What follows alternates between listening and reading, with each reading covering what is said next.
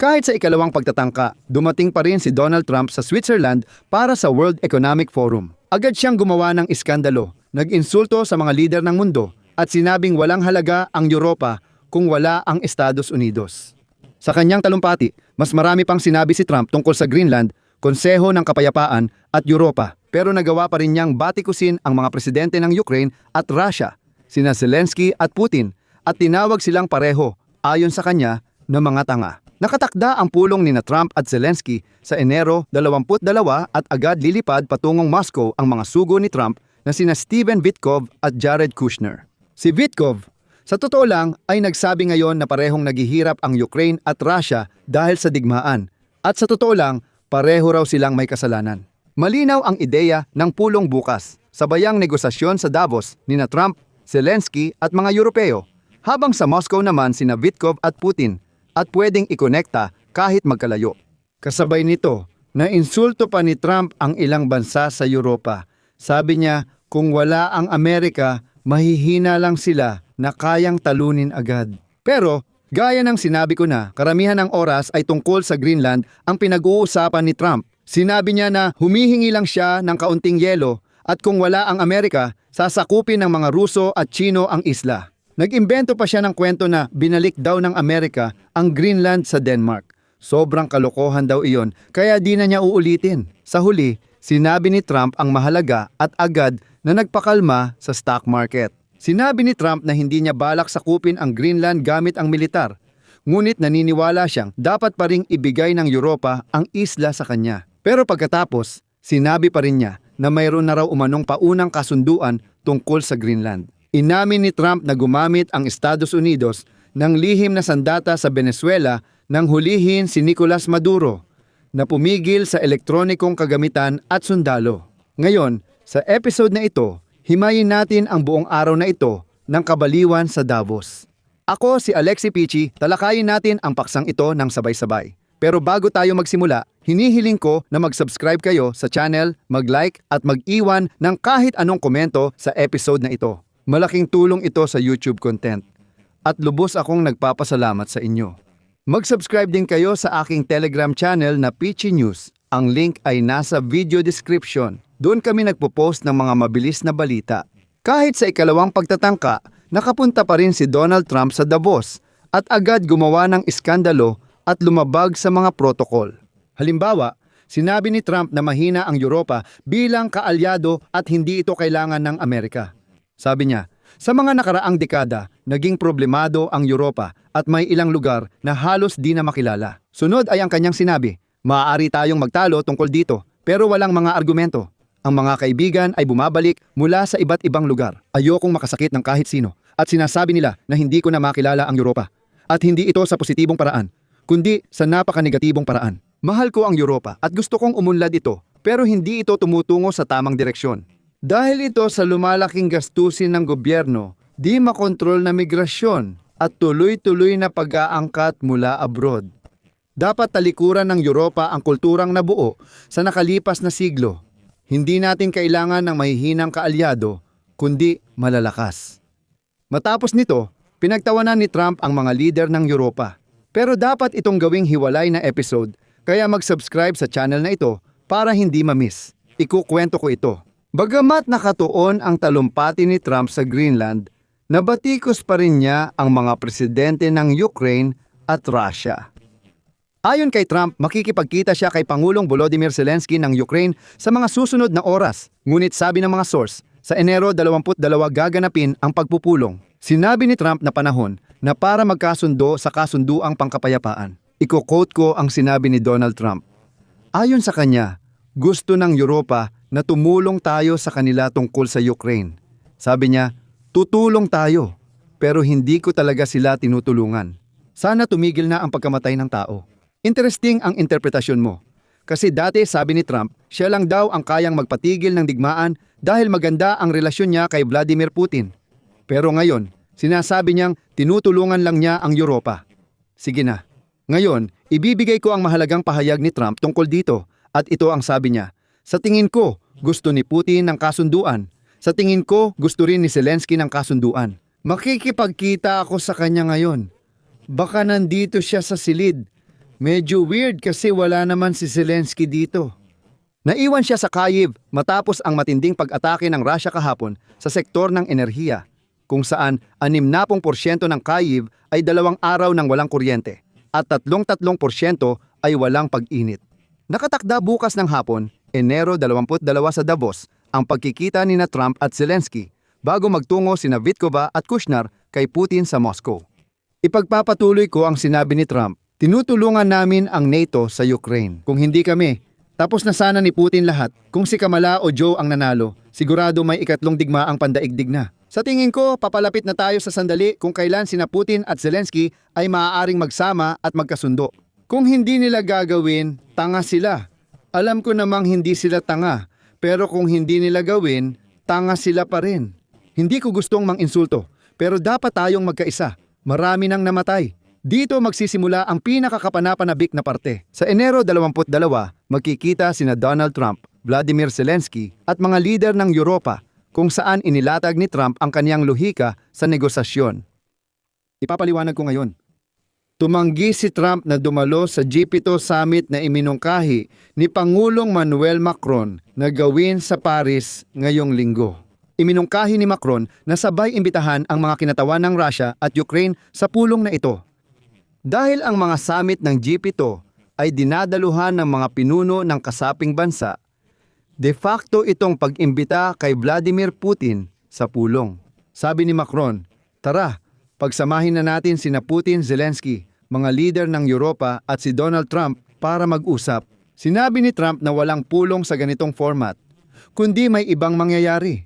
May plano si Trump na ganito, sabay na gaganapin sa Davos ang pulong ni Trump, Zelensky at mga lider ng Europa, habang sa Moscow naman ay magkakaroon ng pulong sina Putin at mga sugo ni Trump, sina Vitkov at Kushner. Yung dalawa papunta na sa Moscow. Simple lang ang ideya, magsagawa ng paralel at koordinadong negosasyon dahil ayon kay Vitkov, pumayag na si Putin sa 20-point peace plan ngayon. May ilang kondisyon na kailangang pag-usapan sa binanggit kong format. Malamang na magnenegosasyon sa Davos at Moscow ng sabay at maaaring ikoordinado ito sa telepono. Hindi ako umaasa ng malaking pagbabago mula sa mga negosasyong ito. Sa summit sa Davos, tinanong si Steven Vitkova at ito ang kanyang sagot. Patuloy inaataake ng Rusya ang infrastruktura ng enerhiya ng Ukraina. Kaya milyon-milyong Ukrainian ang walang kuryente at pampainit. Sa tingin mo ba ay seryoso si Putin sa isang mapayapang kasunduan? At ito ang sagot ni Steven Vitkov. Ibibigay ko lang ang kanyang mga salita ng eksakto. Walang dagdag na komento. CP. Una, may digmaan sila at nagpapaputukan na hindi natin tinatanggap. Pinagsisisihan namin ito, kaya nagsusumikap kami para sa kapayapaan. Nagdurusa ang mga tao sa magkabilang panig, malamig at mahirap kapag walang pampainit. At kailangan nating ayusin lahat ito. At ang isang kasunduang pangkapayapaan ang mag-aayos ng lahat ng ito. Ngayon, tutungo tayo sa ikalawang bahagi ng episode at paksa ng talumpati ni Trump sa Greenland. Siguro hindi na sayang ang madalas na pag-uusap ni Trump kay Vladimir Putin. Mukhang dito rin natutunan ni Trump ang pag-aangkin ng teritoryo gamit ang peking makasaysayang paliwanag. Sabi ni Trump, wala siyang balak gumamit ng militar para sakupin ang Greenland pero gusto pa rin niyang mapasailalim ito sa Estados Unidos. Maya-maya, sinabi ni Trump na may paunang kasunduan na tungkol sa gagawin sa Greenland. Kaya naman, hindi na niya itutuloy ang ipinangakong taripa laban sa 8 bansang Europeo na dapat sana'y magsisimula noong ika-1 ng Pebrero. Sabi niya, di siya kakain hanggat walang kasunduan, pero babanggitin ko raw, sinabi ni Trump.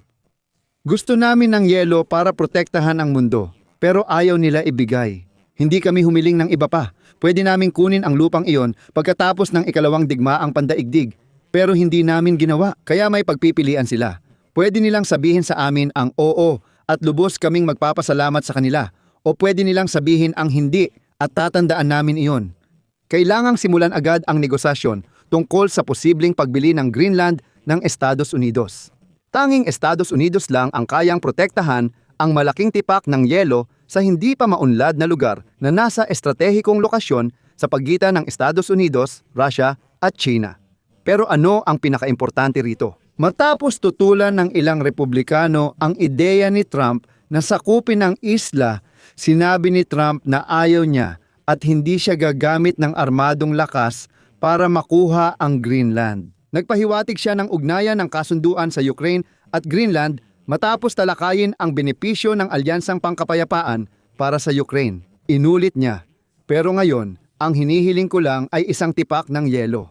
Pero tuloy pa rin ang kakaibang pahayag ng Amerikanong presidente.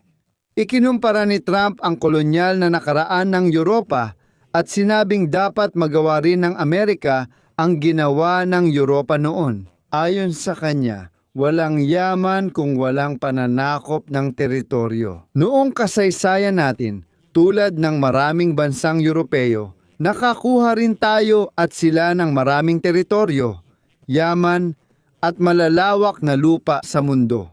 Oo, tila gusto talaga ni Trump na ibalik ang kolonyalismo. Ano na ngayon? Nagreklamo si Trump na pinrotektahan ng United States ang Greenland noong ikalawang digmaang pandaigdig pero wala silang napala pagkatapos. Isa pang sipi. Pagkatapos ng ikalawang digmaang pandaigdig, ibinalik natin ang Greenland sa Denmark. Gaano tayo naging hangal na ginawa natin iyon pero ginawa natin. Pero gaano sila kawalang utang na loob? Tulad ng sinabi ko sa Telegram channel ko, ano nga ba ang ibig sabihin ng ibinalik? Kailan naging pag-aari ng Estados Unidos ang Greenland o inuoko pa lang ito ng Amerika?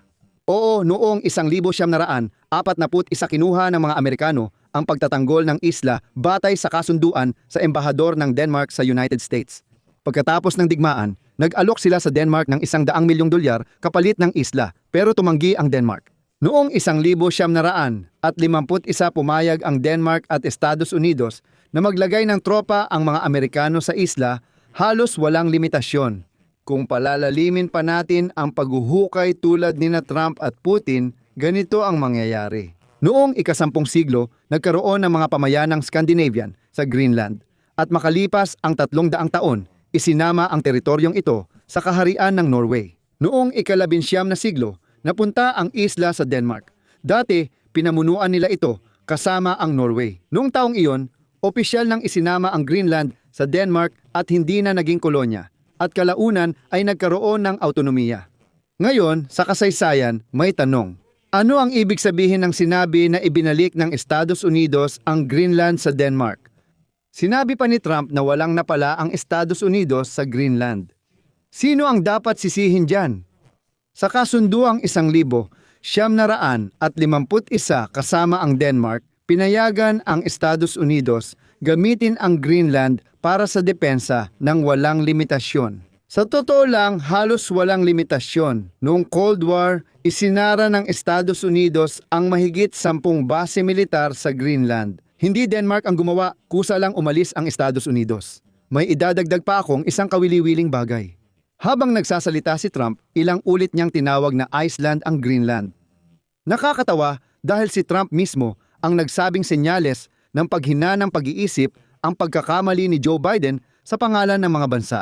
Ngayon, sabi ni Trump, hindi Greenland kundi Iceland. Sinabi rin niyang siya nagdala ng kapayapaan sa Armenia at Azerbaijan.